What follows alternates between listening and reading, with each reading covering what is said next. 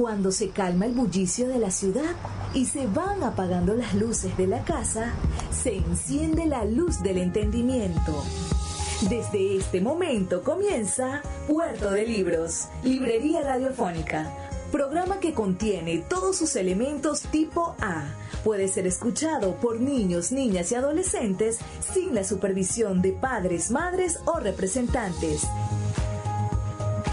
Comienza Puerto de Libros, Librería Radiofónica.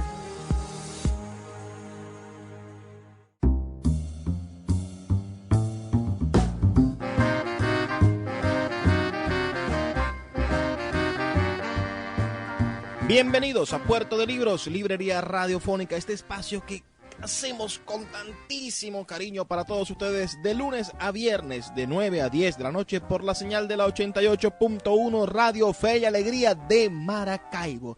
Este es un Puerto Franco para zarpar al mar de la imaginación, al océano de los conocimientos en estas embarcaciones maravillosas, mágicas, misteriosas que llamamos libros. Soy Luis Peroso Cervantes, su guía en esta aventura de leer de todos los días. Hoy vamos a tener un programa interesantísimo, este es nuestro programa número 44.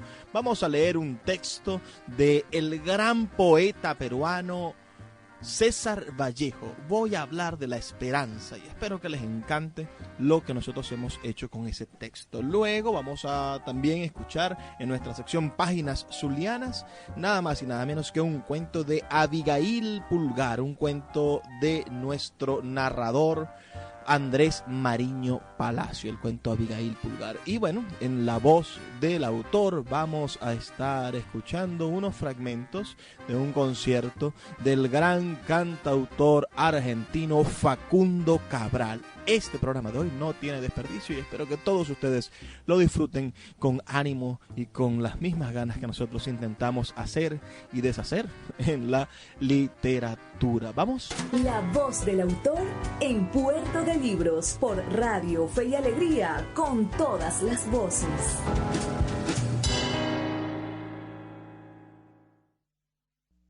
¿Qué es lo más desdichado?, le pregunté al derviche en las afueras de Teherán. No encontrarle sentido a la vida, me dijo. ¿Qué hace el hombre maduro? Aceptar que todo termine siendo una monotonía, pero también goza la diversidad de las reiteraciones. El hombre maduro, ante todo, espera, privilegio del que ha superado la ansiedad. ¿A dónde le gusta vivir, maestro? Por ahora aquí. No podemos ser descorteses con el ahora y aquí que nos eligió el Señor. Sería bueno que mañana quiera vivir donde esté. Al fin y al cabo, el mundo está en uno. ¿Qué le gusta pensar? Que siempre habrá otra oportunidad. ¿Qué es lo que más le gusta, maestro? Ver cómo se renueva la naturaleza, que no pierde tiempo con la cultura que se le opone, que hace trampas para evitarla.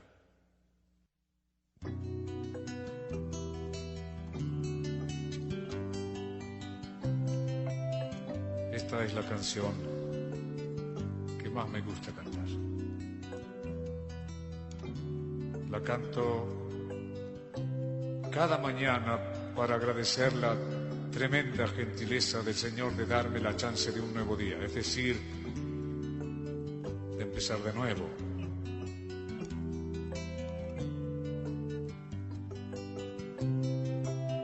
Decir, este es un nuevo día para empezar de nuevo, para buscar al ángel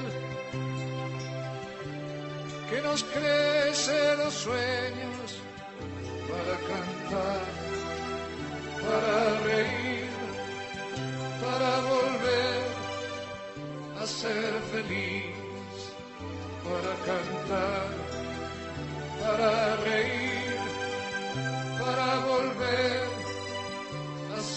feliz.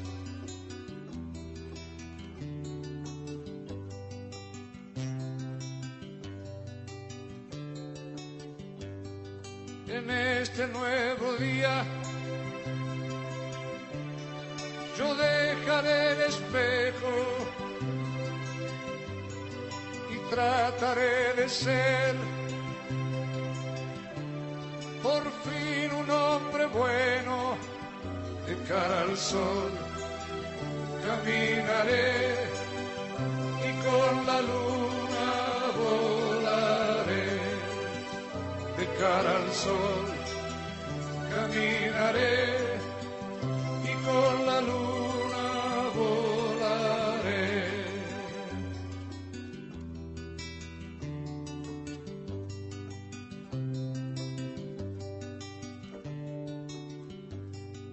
Siempre hay un nuevo día.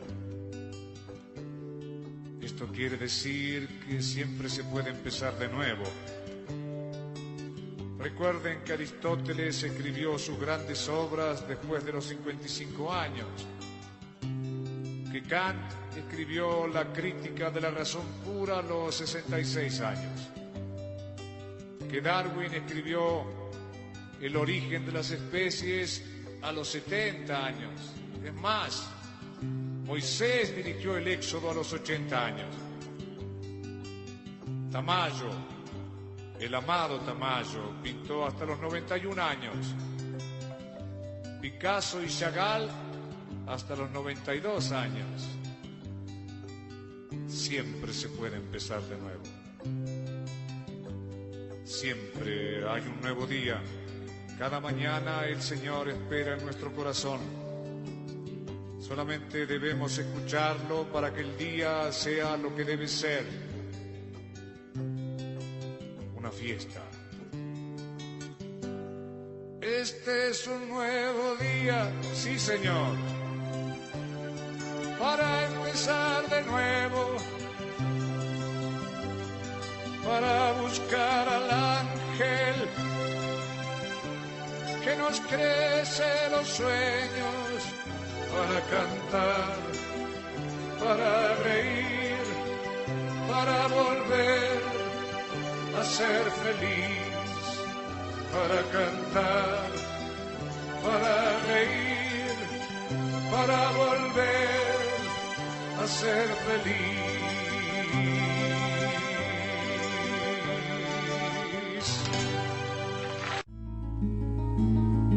Escuchas Puerto de Libros, librería radiofónica, por Radio Fe y Alegría, con todas las voces. Cada día, un libro. Puerto de Libros, librería radiofónica, por Radio Fe y Alegría, con todas las voces.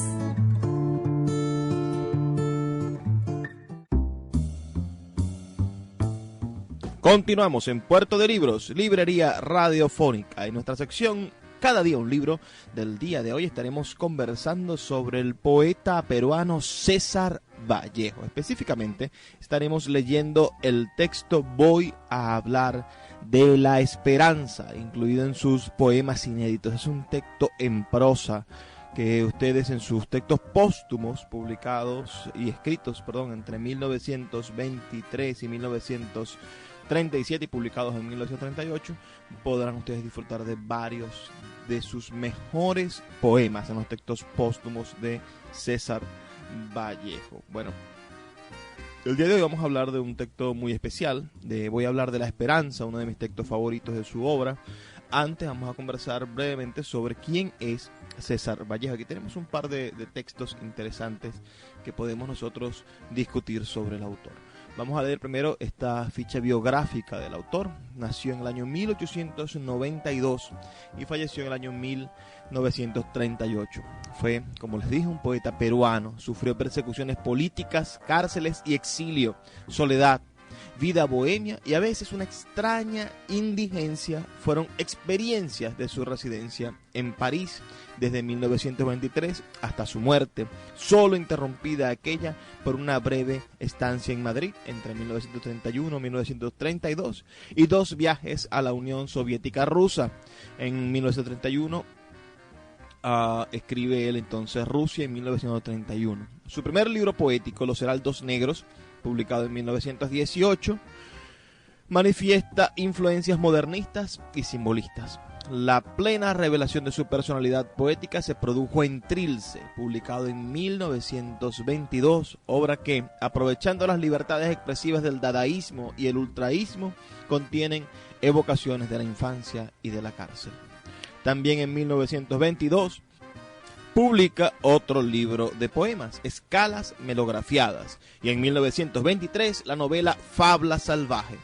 Adscrito desde 1931 al Partido Comunista, su otra novela, Tuxteno, publicada en Madrid en 1930, es un vigoroso exponente de la literatura social de la época. Poemas humanos, que recogen los poemas de 1923 a 1938, publicado en 1939 como poemas póstumos también, contienen las composiciones inspiradas por la Guerra Civil Española, especialmente la parte titulada España, aparta de mí este cáliz, donde hace referencia al extenso sufrimiento del pueblo civil, del pueblo español en su guerra civil, y su sufrimiento, ¿no? Al una parte del pueblo rebelarse en contra de los deseos del propio pueblo de libertad.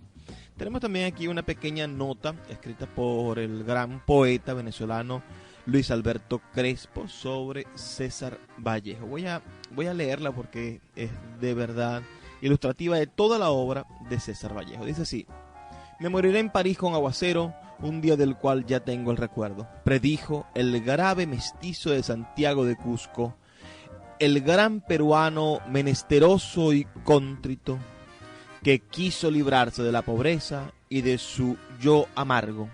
Allí todo es muy oscuro. Largándose en 1923 a Francia, donde vivió dolido de peruanidad con su burro peruano en el Perú, perdonen la tristeza, y de maldad humana y de metafísica. Inventó un idioma. En él se da el dolor como conciencia y como sintaxis, como belleza y grito. Dijo, hay golpes en la vida tan fuertes, yo no sé. Dijo poco, pero para siempre. Escribió escasos libros de poesía, Los Heraldos Negros, Trilce, Poemas Humanos y España, aparte de mí, este cáliz, que el prestigio de su valía prolongan en una obra interminable porque se ha hecho vallejianamente universal. Vivió en la calle, y lo escueto y el sufrimiento humano en sí mismo y en el prójimo, y se preguntaba qué estaría haciendo ahora la tristeza y sus lullidos vientos en el Perú. Nadie tuvo más tierra sola, más palabra negra y blanca, de espina y desierto. La poesía hecha por hombre le debe esa escritura tallada en la propia carne del ser. La ternura lo vino a buscar a París hartas veces. Ruda como el país de los cóndores, humo de los choclos y el adiós de la madre en su casa de cenizas. Escribía en primera persona, la de mayor ingrimitud, una lengua de llanto y desasosiego. Su mejor amigo fue el hombre golpeado por la injusticia, culpable de cometer un sueño, y su gran amor fue la muerte, de cuya plenitud tenía ya el recuerdo. No llovió, ni era jueves, cuando le jurara eternidad, pero sí Viernes Santo, un día en que Dios estuvo enfermo.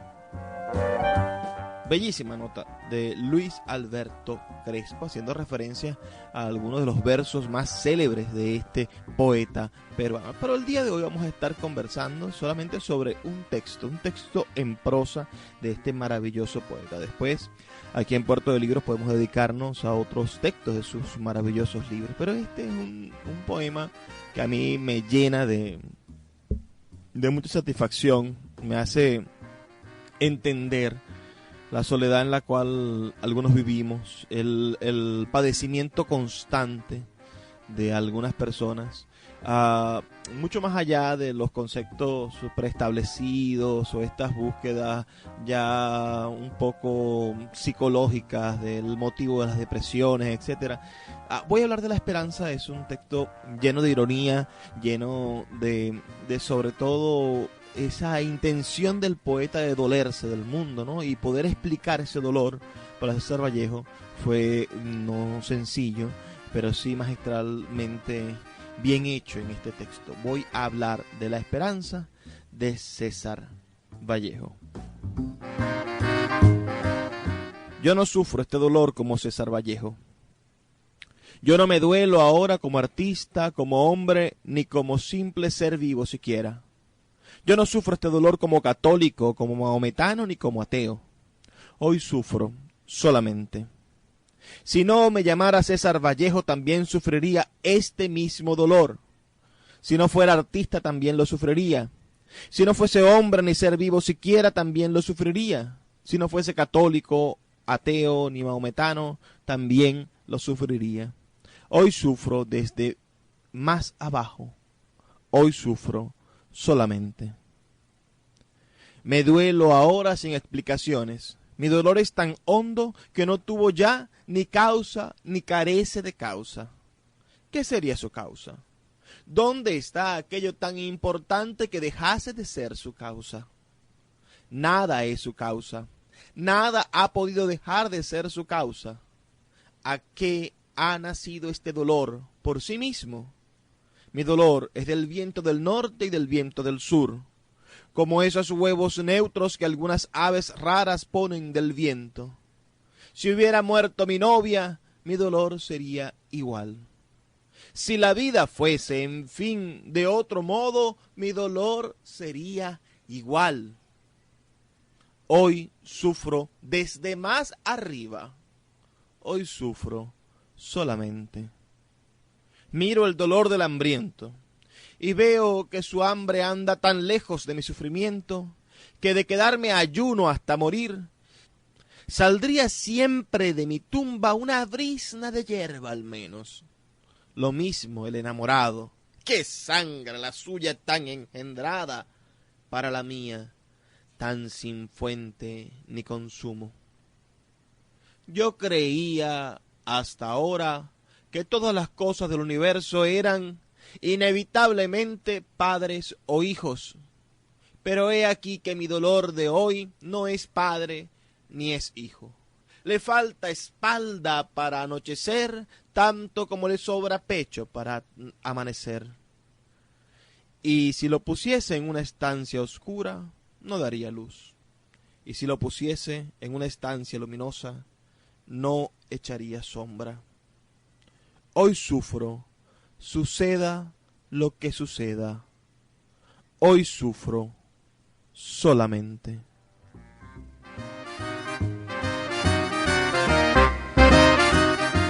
Grandísimo este poema de César Vallejo, poeta peruano. Este poeta fallecido en el año 1938, y este poema Voy a hablar de la esperanza, que está incluido en esta antología poética que hoy leemos de Libros El Nacional. Libros del Nacional. Qué trabajo tan maravilloso hizo Libros del Nacional durante estos años. Es una edición del año 2002. Sin duda es una lamentable realidad la persecución hacia la empresa del Nacional, que ha hecho tantísimos trabajos en beneficio de la cultura de nuestro país. La edición de este libro es un ejemplo, una edición bellísima, de tapa dura, que viene a acrecentar nuestro antecedente bibliográfico, nuestro patrimonio en el país. Si se consiguen estos libros es porque se editaron aquí en nuestro país, en Venezuela. Yo creo que es lamentable lo que sucede. Perseguir empresas que lo que hacen es, de cierta manera, ayudar al pueblo, a la cultura de nuestro país. No deberíamos perseguir más bien a los criminales, no deberíamos perseguir a los bachaqueros, no deberíamos perseguir al crimen organizado, a las mafias dentro de las instituciones públicas. Ahí sí hay que ponerle el ojo, pero son ideas que cruzan por la mente de quien les habla en este momento. Hablábamos entonces de este maravilloso poema. Voy a hablar de la esperanza. Este es un poema que quizá muchos de ustedes conocían, y si no, los invito a buscar los poemas en prosa de el gran César Vallejo para que conozcan otras ideas geniales, otras formas diferentes de entender la literatura. Yo creo que podríamos decir que la temática poética de César Vallejo es ese enfrentamiento con el miedo a vivir, ¿no? Y con la vida misma que nos trasciende, con la vida misma que a veces nos agrede, que nos hace víctimas, que nos hace corresponsables también de lo que somos y vamos a llegar a ser en algún momento. Yo creo que la poesía de César Vallejo define lo que muchos poetas desde la antigüedad intentaron definir, es decir, ese vacío existencial que los poetas, que los artistas, que los pintores, que los músicos intentaron llenar con arte, intentaron llenar con expresiones artísticas, intentaron llenar en la bohemia, con la bebida, con las drogas. Todo ese vacío existencial que llevó a muchísimas personas a la depresión, a la tristeza, al suicidio. Eso fue definido con maestría por César Vallejo. Él logró llamar tristeza a lo triste, llamó dolor al dolor real, logró darle cuerpo, alas, forma, definición al más profundo de los dolores del hombre, que no tiene nombre, sino que se llama humanidad, se llama poesía, se llama enfrentamiento con la vida, y creo que allí hay algo que nos haga reflexionar y nos haga profundizar en nuestro propio ser. Vamos a identificar la emisora, volvemos en 2 breves minutos, aquí en Puerto de Libros, Librería Radiofónica. El poeta Luis Peroso Cervantes le acompaña en Puerto de Libros, Librería Radiofónica, por Radio Fe y Alegría, con todas las voces.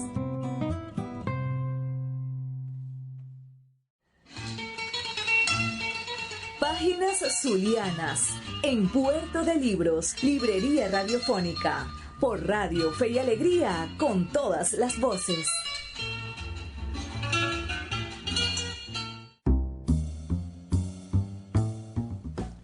Hoy en nuestra sección Páginas Zulianas vamos a estar leyendo un cuento del escritor zuliano Andrés Mariño Palacio, nacido en Maracaibo el 3 de noviembre de 1927 y cuya muerte ocurrió en Caracas el 30 de octubre de 1965. Fue novelista, cuentista, crítico literario, cronista y ensayista. Andrés Mariño Palacio fue hijo de Andrés Mariño y de Clemencia Palacio. Fue bautizado en la Iglesia Catedral de Maracaibo el 8 de abril de 1928 por el padre Olegario Villalobos.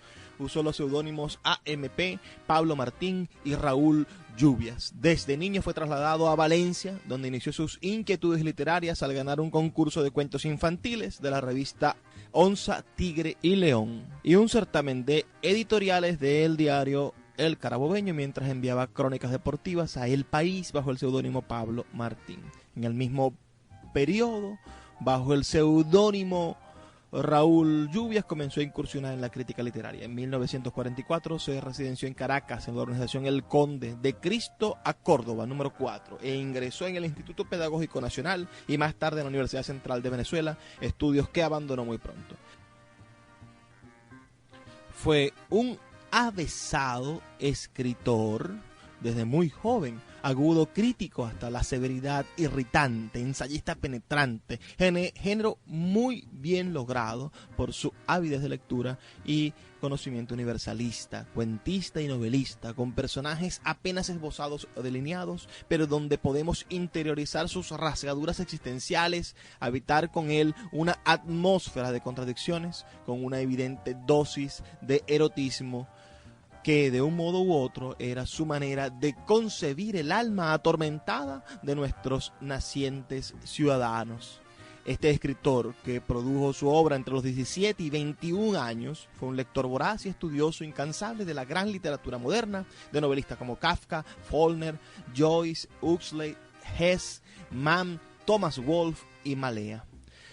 Escribió artículos para 3 o 4 periódicos simultáneamente, de intuición asombrosa y agudeza mental e incisiva, precursor en nuestro país de la moderna narrativa y de la novela urbana y psicológica.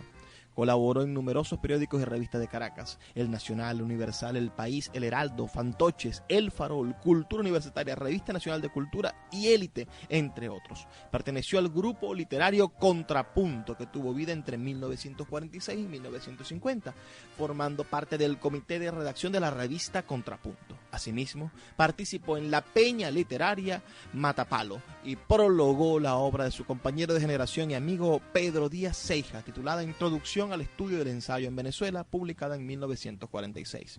Andrés Mariño Palacio dejó una obra inconclusa, pero suficiente para precisar su dimensión y trascendencia futura. Él carecía de piso literario vernáculo en donde mirarse e inspirarse. Es por eso que cuestionó nuestra literatura, pero también exaltó con rigor la obra de escritores como Meneses, Ular Pietri, Márquez Salas y otros. Se asumió a sí mismo con una gran responsabilidad. Fue la conciencia crítica y el alma de su generación, como lo fue de nuestra literatura y de nuestra sociedad.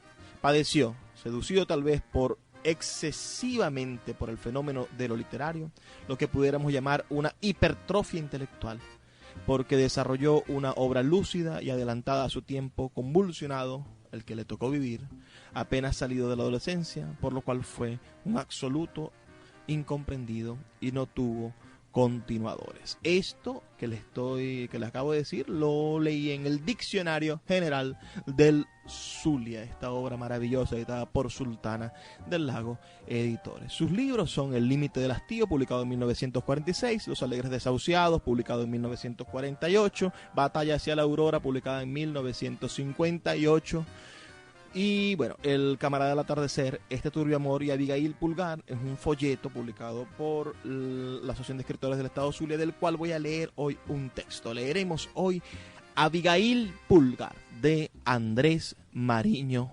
Palacios. Con ustedes. Abigail Pulgar. Primero, un hombre seco, delgado y alto había sido siempre Abigail Pulgar. Sus piernas, de un tamaño extraordinario, llamaban singularmente la atención de todos sus amigos y conocidos. Cuando estuvo en la escuela primaria, sobre su cabeza de pocos cabellos cayeron los más exquisitos sobrenombres de sus condiscípulos. Una mirada torva y angustiada tenía Abigail Pulgar para todos aquellos que le aguijoneaban el alma con sus perversidades. Ya en la adolescencia sufrió mucho. Trató de enamorarse como los demás compañeros y las niñas se burlaban de su figura quijotesca, de sus piernas de tamaño extraordinario, de su cabeza en que apuntaban tímidos y desaliñados cabellos. Y su rostro seco, afilado, lanceolado, no le ayudaba en nada. La vida íntima de Abigail había sido siempre sumamente extravagante. Separado de su familia, se había ido a vivir a un apartamento. Alquiló las 2 piezas restantes que no ocupaba una señora anciana de 60 años que trabajaba como cocinera en la casa de un médico. La señora y su nieta, un hermoso bebé de 4 años, se entendieron perfectamente con el hombre de rostro afilado. Fueron cordiales amigos. Apenas se veían por la tarde, hora en que regresaba la señora Matilde del hogar del médico. A veces entraba Abigail a saludarla y con refinada ternura cargaba entre sus brazos las carnes blandas y aterciopeladas del bebé. Gustaba de restregar la piel del niñito contra sus mejillas de cuero curtido por el sol y por las maldades de que había sido víctima en su niñez. Gozaba mucho cuando cargaba entre sus brazos al nietecito de la señora Matilde. Sus manos huesudas recorrían el cuerpo del infante desde la cabecita, aún blanda, hasta las rosadas llanuras de la planta del pie. Se estremecía en acariciarle las mejillas, en tocarle con un tacto de picaflor las blancas y risueñas orejitas. Le besaba algunas veces con extremada delicadeza en el cuello, y cuando esto hacía, no podía soportar el rubor que ascendía instantáneamente a la seca máscara de su afilado rostro.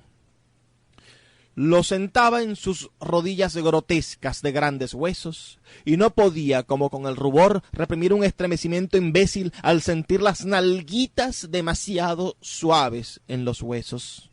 Balanceaba al nené y se quedaba contemplando durante bellos minutos sus ojos, sus labios rojos, sus mejillas, las hermosas orejitas que casi palpitaban. En ocasiones, y por largos periodos, dejaba a Abigail de visitar a la señora Matilde, principalmente cuando inició sus amores con Raquel. Esta muchacha vivía en la misma cuadra de casas de apartamentos. Por coincidencia le había conocido a Abigail cuando ella tocó a la puerta de su cuarto equivocadamente pensando que allí era donde vivía su tía. En realidad, Raquel se había interesado mucho por el tipo de ese hombre tan extraño. Le veía pasar siempre debajo de la ventana, erguido, seco, con su rostro afilado e inmutable, y se propuso entablar amistad con él por simple curiosidad femenina. Mas después llegaron Abigail y Raquel a un plano de intimidad bastante amorosa. No habían cruzado aros, pero ya Abigail la visitaba en su hogar que, como dijimos, quedaba en la misma cuadra. Y pese a que tenían 5 meses de flirt, Raquel no había logrado saber nada de Abigail Pulgar. ¡Qué hombre tan cerrado! Siempre le contaba cuando conversaban en el sofá que ella se había interesado mucho por su persona antes de conocerle y otra gran cantidad de cosas que solo buscaban confidencias por parte de él. Pero Abigail siempre callaba. Apenas sonreía mostrando unos dientes muy blancos y simétricamente alineados. De repente, cuando hablaban, se inclinaba sobre ella y le besaba fuertemente en la mejilla, como queriendo morderla. Raquel se excitaba mucho y le pellizcaba en la muñeca. Entonces Abigail pasaba hasta 1/4 de hora sin hablar y se iba a su casa taciturno y triste. Una vez le llevó de regalo un paquete de ostras. Como en la casa de Raquel había un limonar junto al patio, inmediatamente se pusieron a comer, y era de admirar el agudo placer que sentía Abigail cuando el cuerpo palpitante y convulso de la ostra pasaba por su lengua, se deslizaba a través de la laringe y entraba en el estómago. Su máscara afilada se contraía como si estuvieran haciendo muecas, los pómulos se le dilataban, agarrotaba las manos y exclamaba: «Delicioso, delicioso, delicioso».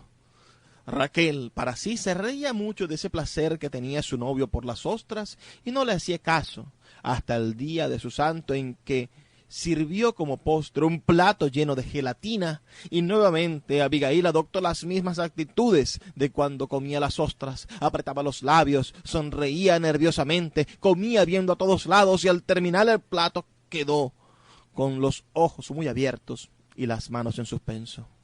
Raquel se intrigó por estos detalles tan raros en Abigail, pero no los tomó en cuenta. ¿Era tan extraño Abigail Pulgar? Es de noche. Por encima del techo, allá en el cielo, la luna se muestra serenamente, como una ola gigantesca en la furia del pleamar. Abigail Pulgar duerme. Su cuerpo largo, desmesuradamente largo, ocupa toda la cama. Sus piernas de extraordinario desarrollo sobresalen del bulto de la colcha. El ruido de la calle se ha calmado. Son las 12 de la noche. Late el corazón. Se despierta y agita la lengua entre la boca.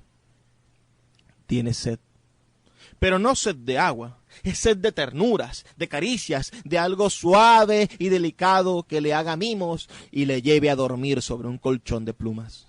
Siente todavía en la lengua la suavidad tersa y voluptuosa de las ostras que se comió antes de acostarse. No puede reprimir el intenso deseo que tiene de morder algo suave.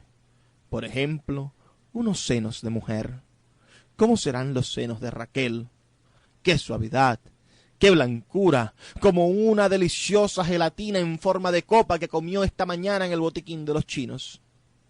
Los labios le tiemblan por un momento. Piensa en Raquel. Le parece que la tiene desnuda delante de sus ojos y que le hace señas para que venga a comerle los senos.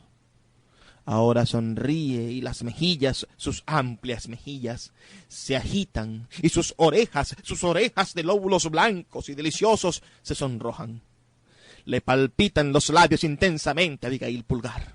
Se siente muy solo en la habitación y la sed le acosa. Y no es sed de agua, sino sed de ternuras, de caricias, de algo suave y delicado que le haga mimos.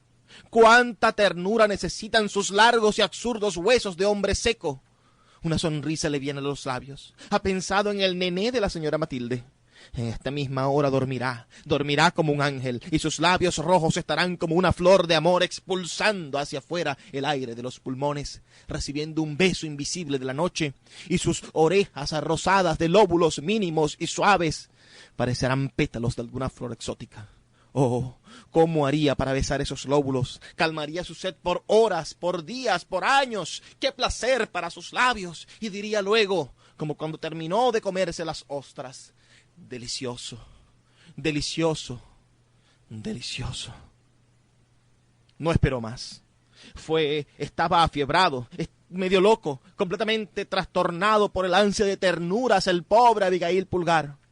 Quizá no sabía que había amplia luna en el cielo. Salió al recibo en pijamas con unas sienes palpitantes y se apoderó de unas grandes tijeras que reposaban encima de la mesa. Iba a calmar su sed.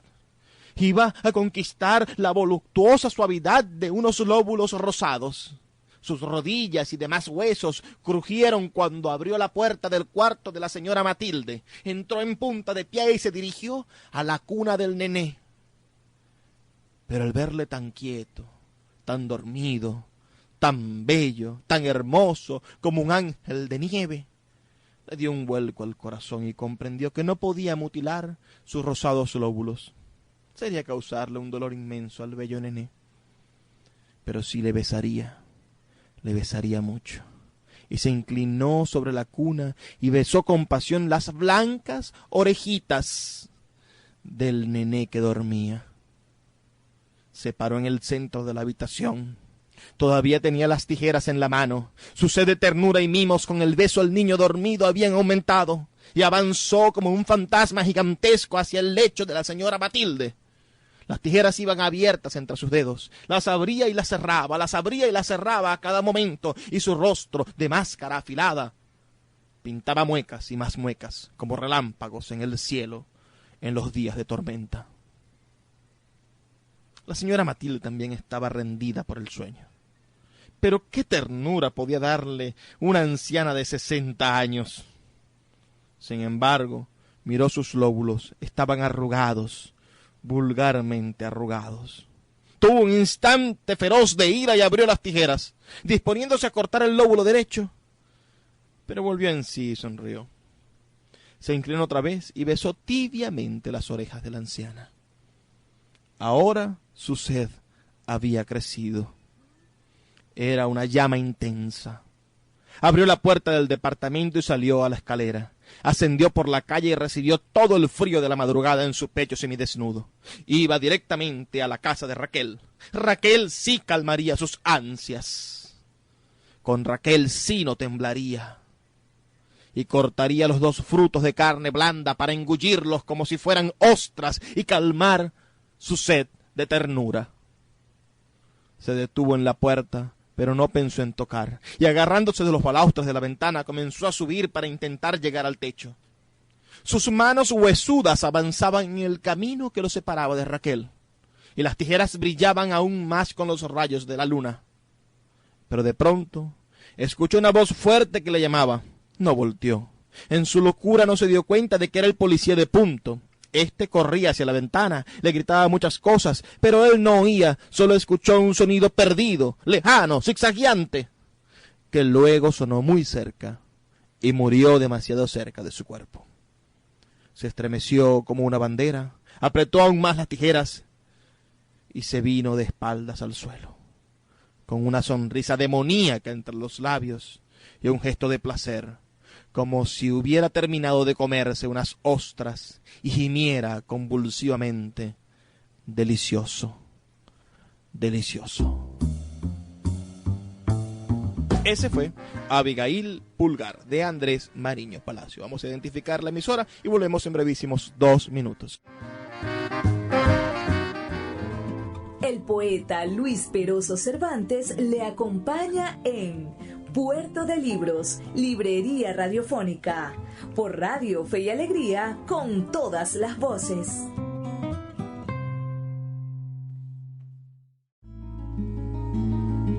Escuchas Puerto de Libros, Librería Radiofónica, por Radio Fe y Alegría, con todas las voces.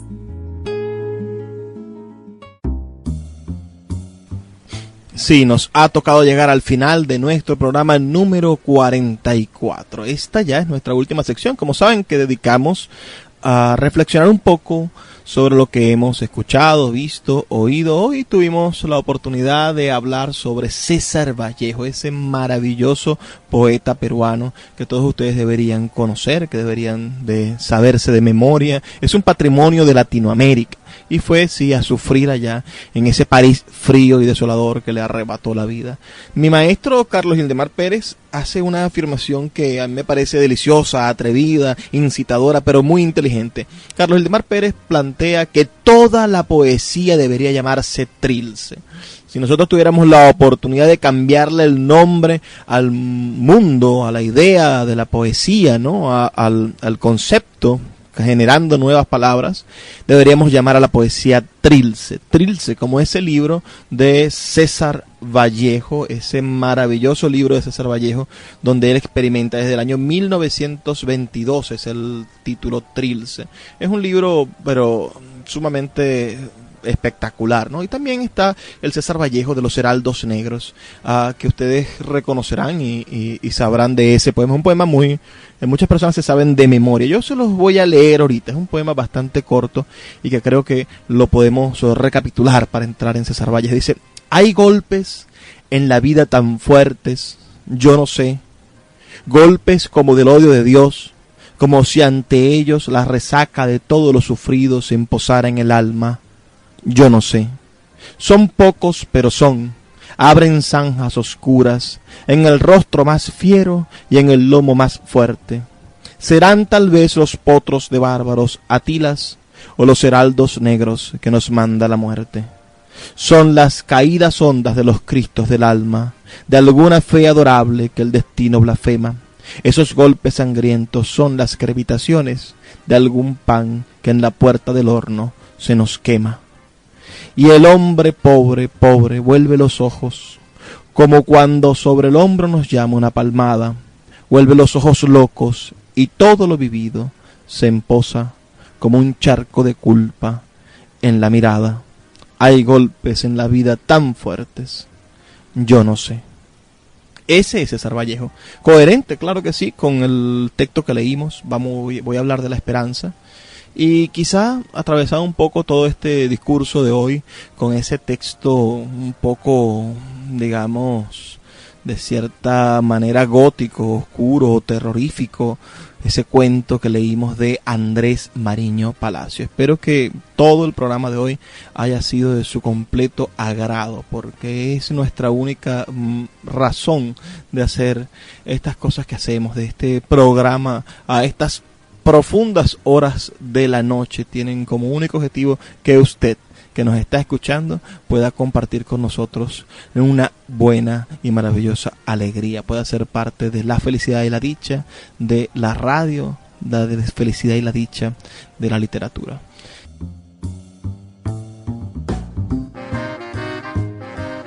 Sí, llegamos ahora sí al final de nuestro programa. Les habló Luis Peroso Cervantes, quien de lunes a viernes de 9 a 10 de la noche conduce este programa Puerto de Libros, Librería Radiofónica, del cual usted siempre ha tenido la oportunidad de viajar a través del océano de la imaginación, del mar del conocimiento, a través de los ríos de los diferentes saberes que tienen los hombres. Y antes de despedirme, lo que siempre les digo, amigos y amigas, por favor, sean felices, lean poesía.